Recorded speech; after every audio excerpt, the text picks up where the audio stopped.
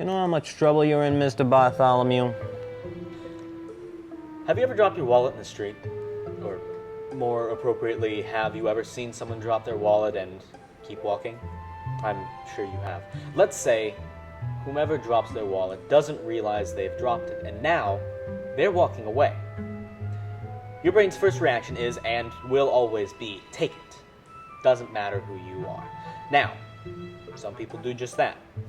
Some people try to return it.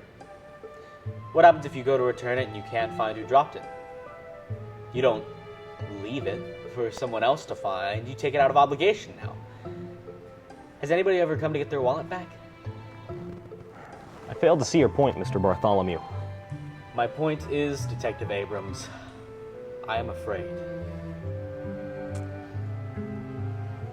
How did you know my name, Mr. Bartholomew? I've learned a lot of things recently, names included.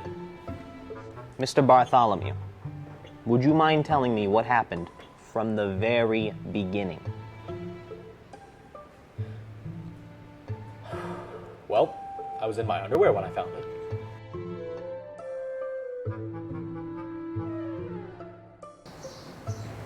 I see it there in the yard. I say, What in the hell was that?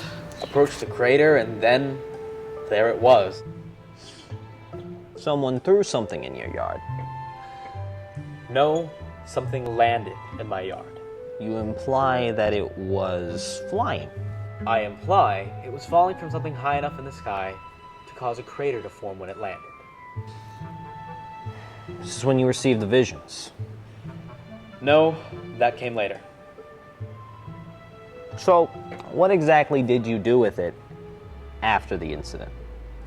Well, the mature answer is I left it where I found it and only picked it up later. What is the truth then? I had a lot of fun.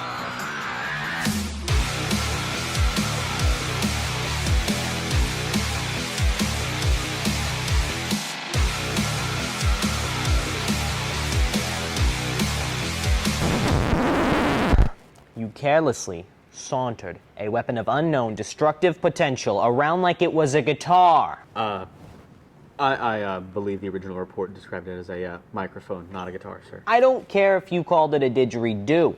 It was reckless. It was dangerous. Yeah, well, I didn't know that it was a weapon until it told me that.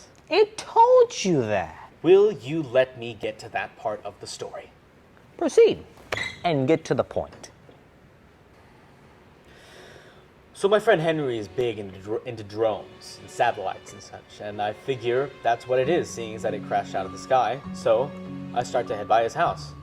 On the way I get hungry, so I stop by my favorite pizza place. It's a bit later in the day and it's not as busy, when suddenly these guys come in with these guns and they say, "Hands up!" and open the cash register. Now, I'm pretty scared, and the first thing I do is reach in my jacket, reaching for my phone to call the police. This thug turns around and says, "Hey you, hands up!" And this is when you received the visions. Yes. And this is when you attacked the first assailant, leaving him with a skull fracture and a shattered windpipe. Yes. Then what happened? I held the weapon up to the other crook. He says, "Don't shoot, I'm warning you." Then I fired the weapon. And this is when the assailant exploded into a pile of radioactive ash and gore. Yes. You're in a lot of trouble. We're talking trouble bigger than life in prison. Government trouble. Real Roswell stuff. Unless you tell me right now. Tell me who gave you the weapon. Just tell me what it is. Is it North Korea? Is it China? Russia? What? You have no idea what forces are slipping through your fingers. This is bigger than you, me, and everything around us. This could destroy our universe as we know it. That's why I'm afraid of it. You're not. When you pick up someone's wallet, that someone sees it's missing, and then they see you holding it, you can tell them you're returning it all you like. They think you stole it. They won't be happy. They want it back.